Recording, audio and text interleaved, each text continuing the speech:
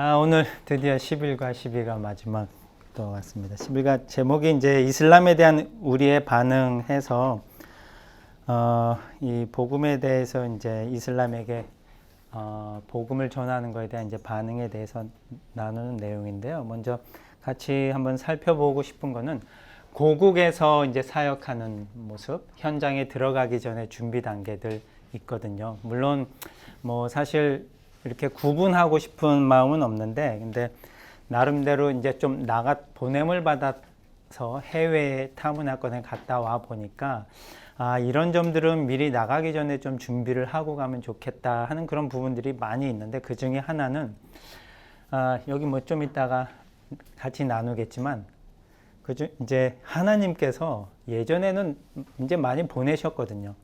교통도 발달을 안 해 있고 이런 같이 문화가 섞이는 일들이 별로 없었는데, 지금은 이 코로나 사태 이전의 그 모습을 보니까 얼마나 이 전 세계가 꽁꽁 묶여 있었는지, 서로 연결되어 있는지를 하루아침에 볼 수 있었던 거잖아요. 코로나가 한번 탁 터졌는데 그냥 순식간에 전 세계에 다 퍼진 사건을 보면서 우리가 참 여러 다른 문화권에 살지만 우리 안에 너무도 가까이 다른 문화를 가지고 있는 사람들이 들어와 있었던 거예요.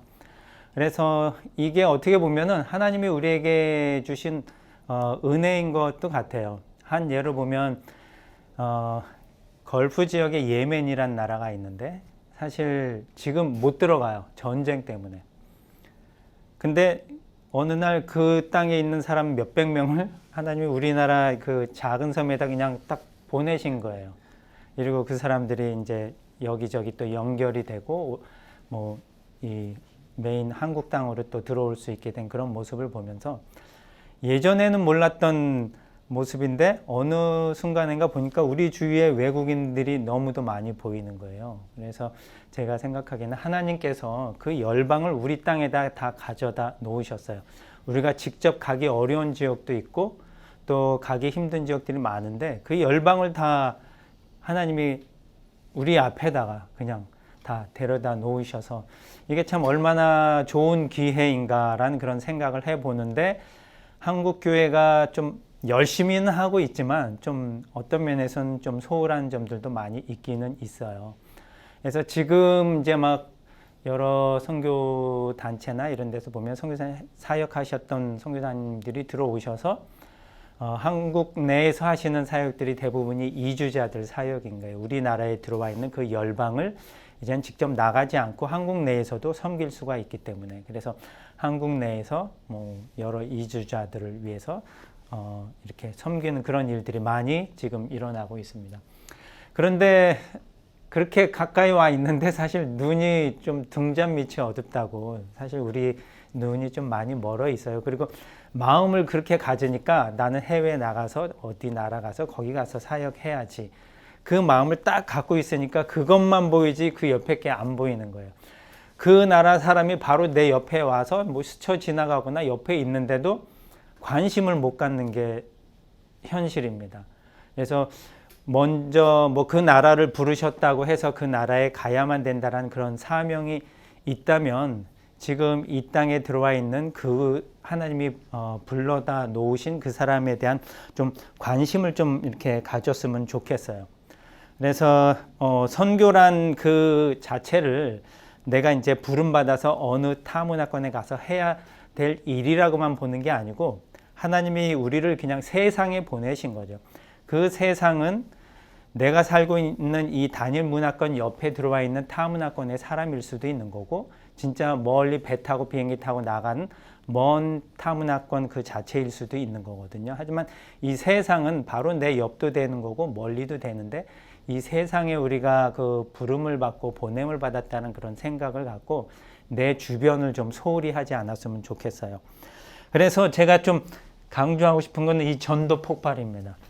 저는 뭐 개인적으로 받을 기회는 없었는데, 생각해 보니까 한국에 있는 분들이 이렇게 전도 폭발을 좀 하고 전도에 대한 열심을 갖고 실제적으로 한국 내에서 같은 민족들 또 다른 민족들을 이렇게 전도를 많이 해보면 그 경험이 진짜 중요하겠다라는 생각을 해봐요.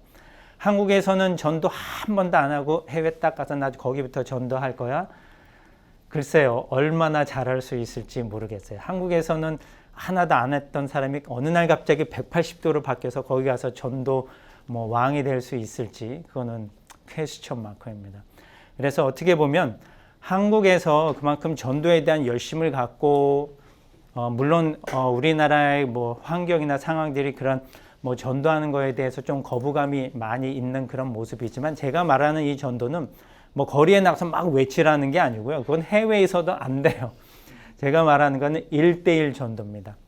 뭐 외부나 어디나 어느 곳에 가든 그 환경이 주어졌을 때 누군가 1대1로 내가 얘기할 수 있는 환경이 주어졌을 때 그 부분에게 그 사람에게 복음을 나누고 전하는 그런 연습들이 있으면 좋겠다라는 생각을 많이 해봐요. 그래서 해외에 딱 나가면 더 어려운 게 일단 말이 안 되잖아요. 말이 안 되는데 어떻게 전도를 해요? 언어 배우다가 2년 지나면서 전도하는 거 다 까먹고 어느 정도 말하고 그러다 보면은 뭐 그 나라에 들어와서부터 벌써 한 1, 2년을 전도를 안 하고 살았는데 어느 날 갑자기 또 전도가 되겠어요? 말이 안 되는 거거든요. 한국에서부터 같은 언어로 같은 동일 문화권에 있는 사람한테 전도를 하면서 전도에 대한 그 기쁨이나 또 두려움 같은 걸 다 이겨내고 과감하게 1대1로 있을 때 그렇게 복음을 담대하게 제시할 수 있을 그런 연습이 충분히 되어 있어야지 다른 나라에 있는 사람, 타 문화권에 있는 사람, 말도 틀린 사람한테 동일하게 그 하나님의 마음을 갖고 전도할 수 있는 거거든요. 그래서 이런 훈련들이 좀 많이 됐으면 좋겠고, 물론 하나님이 쓰시는 방법은 여러 가지 방법이 있으세요. 물론 해외에서 다 모든 사람 다 전도자로 세운 건 아니거든요. 어떤 사람은 교사로, 또 어떤 사람은 가르치는 뭐 여러 일들을 해서 그 팀 안에 보면 다 다른 달란트를 갖고 은사를 갖고 있어요. 하지만 기본적으로는 다 전도에 대한 은사는 기본적으로 그냥 베이직으로 놓고 거기에 여러 가지 은사들을 따라서 이제 할 일들이 좀 정해진다고 이렇게 보거든요. 그래서 전도 폭발 이거 진짜 중요한 것 같습니다. 두 번째는 이제 섬김으로 복음을 전하기인데 사실 거기 이제 저희가 가서 복음을 전하고 전도 1대1로 복음을 전한다고 하지만 평생을 종교 교육과 그 종교가 문화처럼 살아온 그 사람한테 내가 뭐 말 한마디 한다고 그 사람이 변하겠어요? 절대로 그렇지 않거든요. 그냥 한 번 만나서 전도하고 아닌가 보다. 한 번 만나서 뭐 복음 전하고 아닌가 보다. 그거를 할 수도 있지만 어떻게 보면은 그 영혼에 대한 그 사랑하는 깊이가 좀 틀릴 것 같아요. 그런 경우는. 그냥 막 돌아다니면서 그냥 전하고 끝나고 전하고 끝나는 게 아니고 한 영혼을 소중하게 보고 한 영혼하고 깊이 있는 교제를 하고 한 영혼을 진짜 하나님의 그 사랑하는 마음을 갖고 대할 수 있다면은 이거는 어떤 진짜 관계가 형성되지 않으면 이렇게 안 되는 거거든요. 그리고 그 관계를 통해서도 이 친구는 내가 누군지를 잘 알아요.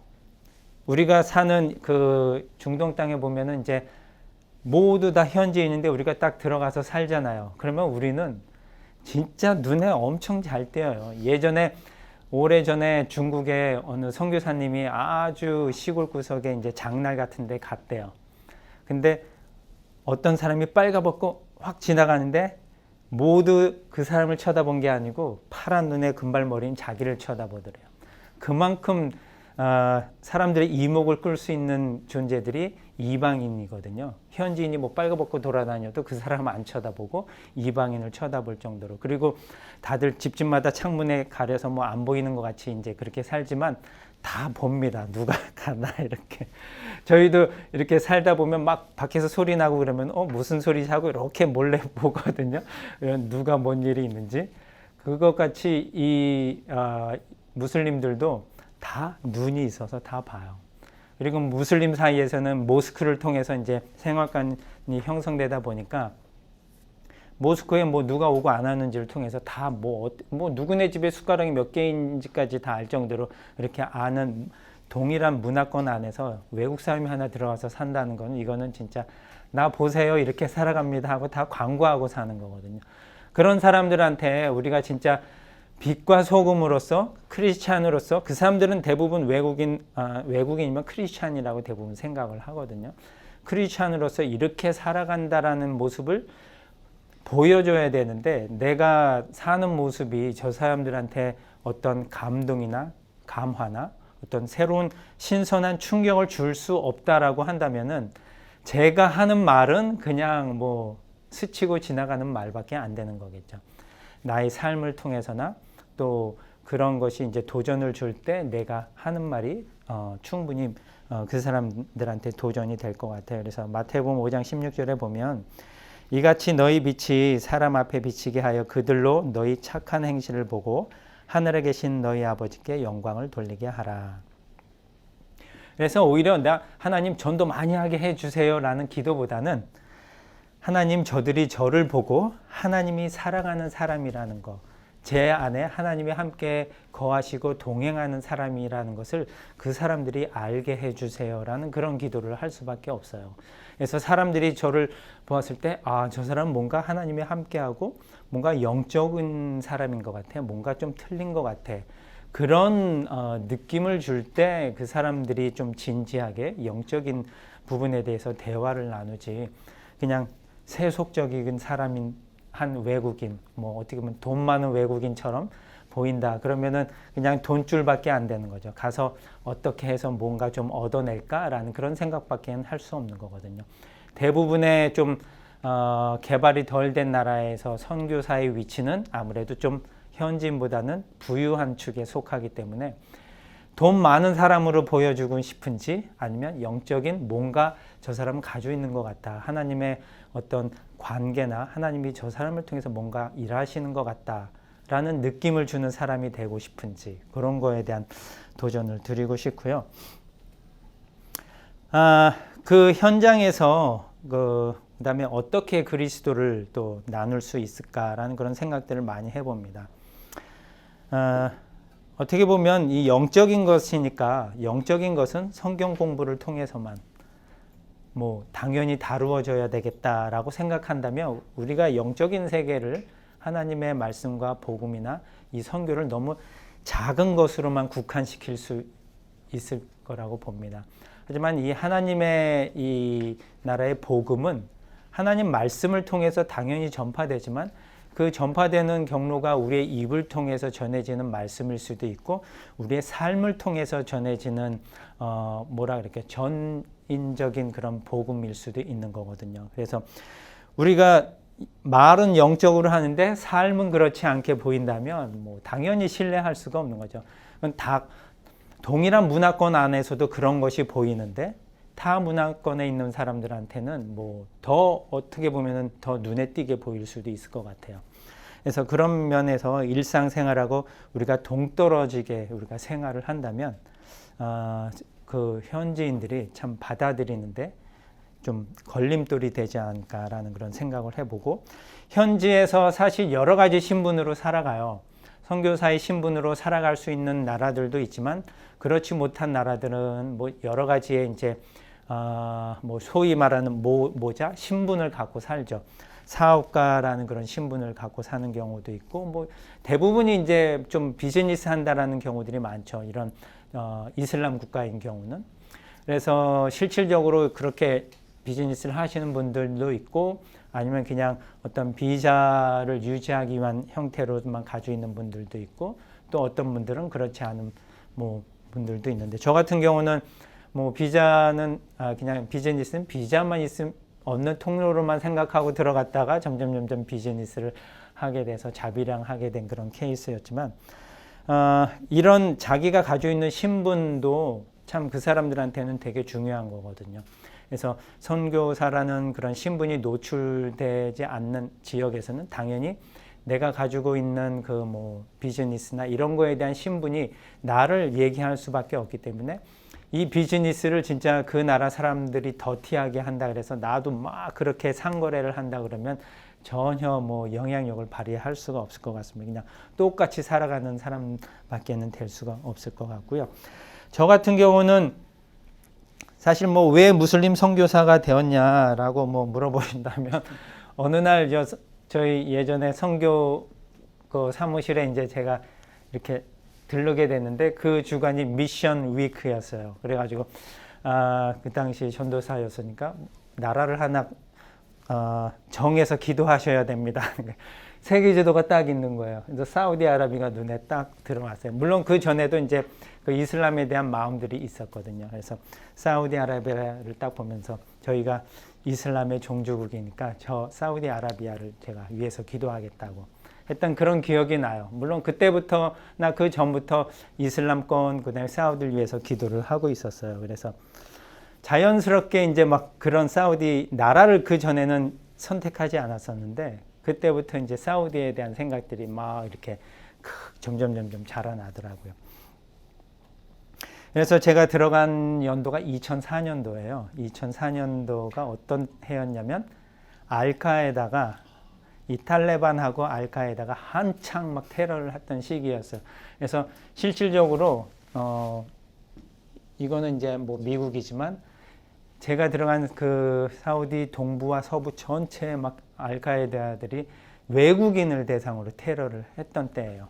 그래서 제가 4월 초에 들어갔는데 4월 말에 벌써 4월 달에만 외국인들이 막 몇 명이 죽고 4월 말에 막 20명씩 죽고 외국인들이 사는 컴파운드에 이 사람들이 쳐들어와 가지고 막 총으로 죽이고 그래서 외국인들이 막 빠져나가는 그런 시기에 저는 그런 거에 대한 신경을 안 쓰고 나 비자를 얻었다. 여기 들어가기 진짜 어려운 나라인데 하나님이 진짜 은혜로 비자를 주셔서 들어간 거거든요.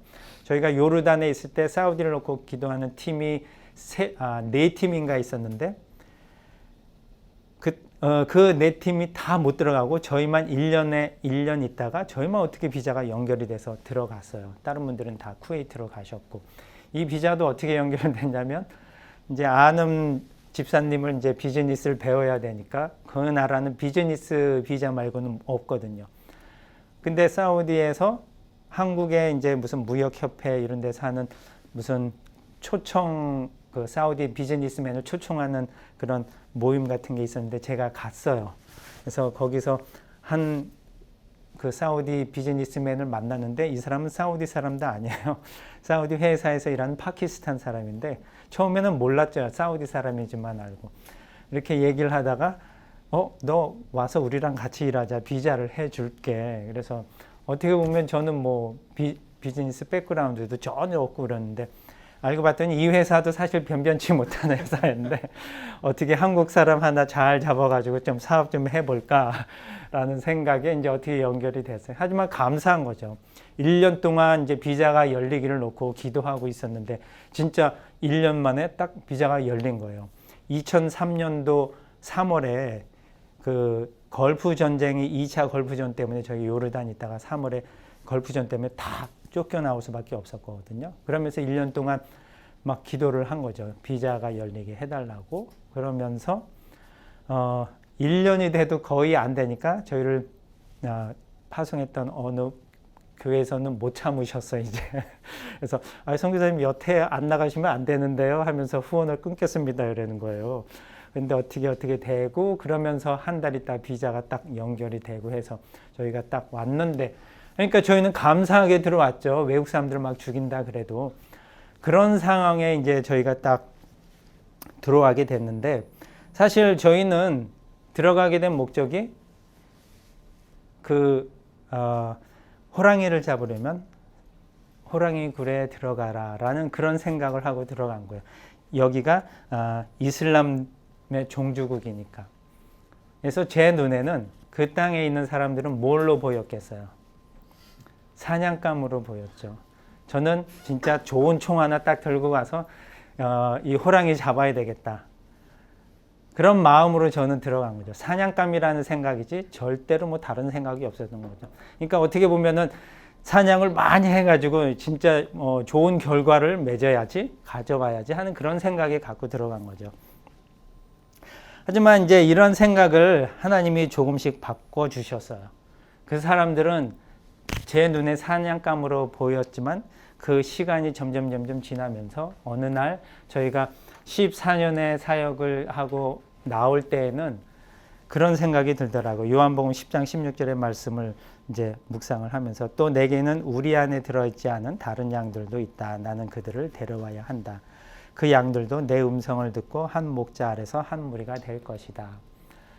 그 전에는 사냥감처럼 여겼고 예수님도 당연히 유대인만 우리 안에 들어있는 양만 잘 기르시고 또 그 양을 위해서 온 아주 선한 목자인 줄만 알았는데 예수님이 그 우리 밖에 있는 양들도 보신다는 거예요. 그 우리 밖에 있는 양들을 위해서도 오셨고 그래서 어느 날 그 무슬림들이 더 이상 사냥꾼이 아니고 이 사람들은 나의 사랑을 필요로 하고 내가 사랑을 쏟아야 되는 사람들이구나 라는 그런 생각이 딱 들어오는 거예요. 옛날에는 내가 사냥꾼이니까 당연히 어떤 공격적인 관계 내가 잡아야만 되는 거지만 지금은 이 사람들은 나의 사랑을 필요한 나의 형제지 더 이상 어떤 반목하거나 그럴 수 있는 사람들이 아닌 거고 더군다나 어둠 속에 갇혀 있고 진리를 모르고 살아가는 그런 사람들이기 때문에 우리가 진짜 최대한 많은 사랑을 퍼부어주고 나눠줘야 될 대상인 거지 이 사람들을 경계하거나 이 사람들을 무서워하거나 이 사람들을 이렇게 내가 반목할 상대가 아니구나라는 그런 생각을 하게 됐습니다. 그러면서 어떻게 하면 이 사람들을 내가 사랑하는 마음으로 바라볼 수 있을까? 그래서 그런 사랑하는 마음으로 사랑하는 눈으로 바라보니까 이 사람들이 당연히 틀리게 보일 수밖에 없는 거죠. 예전에는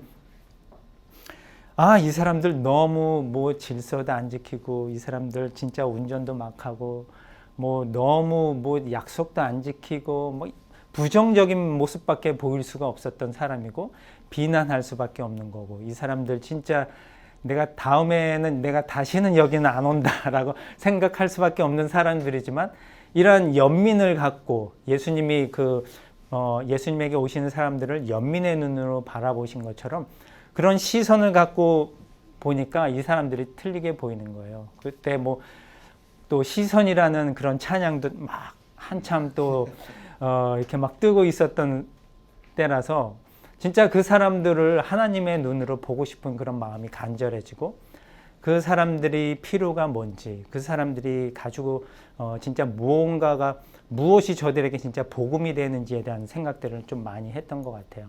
그러면서 하나님이 이렇게 또 만나는 사람들의 그런 지경도 넓혀주셔서 또 소외된 그런 장애인들도 좀 이렇게 만나고 돌아보게 되는 그런 시간들도 있었고 그러면서 어떻게 보면은 다른 문화권이지만 우리나라랑 참 문화가 되게 비슷한 나라인 것도 같았고 그리고 다 똑같은 사람들이다. 다 뭐 여러 가지 다른 종교를 갖고 있고 다른 것을 믿는 그 하나뿐 틀린 것이지 이 사람들도 다 동일한 우리와 같은 사람이고 사랑을 주면 그 사랑을 받은 것을 알고 사랑을 베풀 줄 아는 사람들이거든요. 그래서 저희 와이프는요, 저도 못 받았는데 감사패를 받았어요.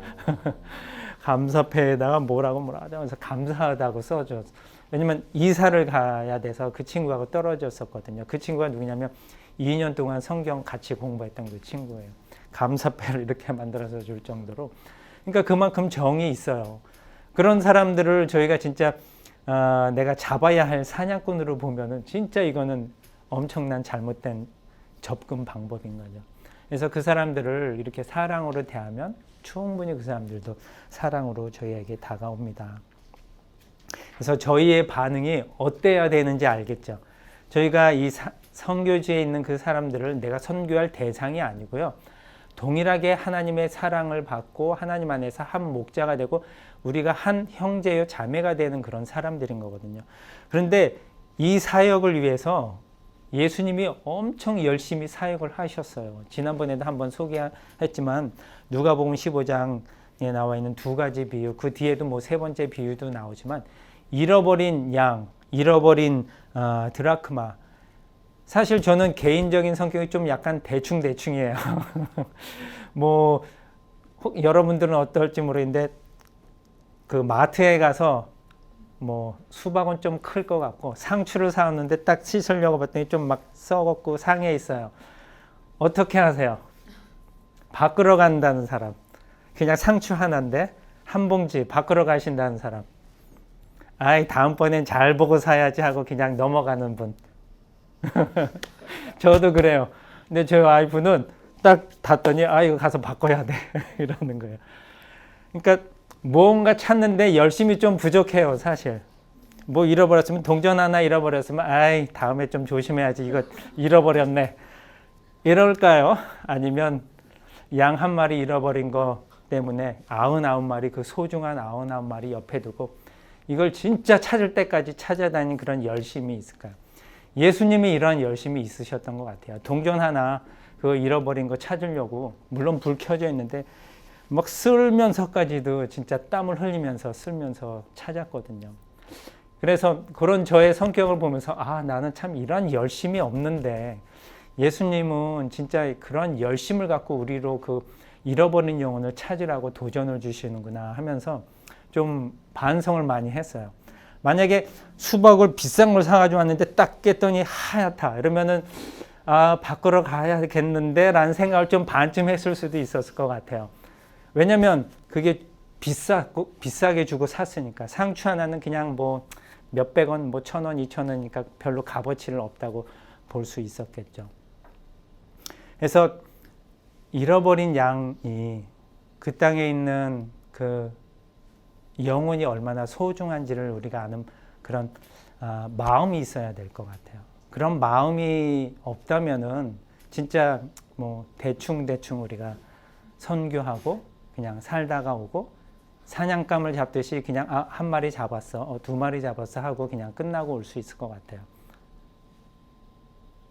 그 예수님의 눈으로 진짜 사랑하는 마음을 진짜 우리 마음에 가득 담고 갈 때 그 사람들이 진짜 보이는 것 같습니다. 기도하겠습니다.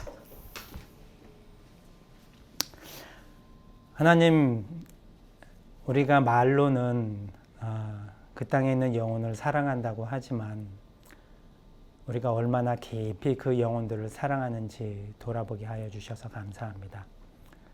잃어버린 양 한 마리를 위해서 소중한 99마리의 양을 두고 열심히 찾아 헤매셨던 예수님의 열심이, 또 잃어버린 동전 하나를 찾기 위해서 방을 쓸면서까지 찾으셨던 그 열심이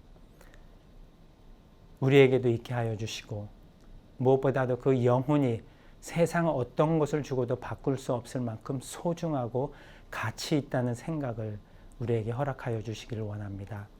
그리하여서 그 잃어버린 영혼을 위해서 우리의 모든 것을 바쳐서 헌신하고 나아갈 수 있는 그런 마음을 주시기를 기도합니다. 예수님 이름으로 기도합니다. 아멘.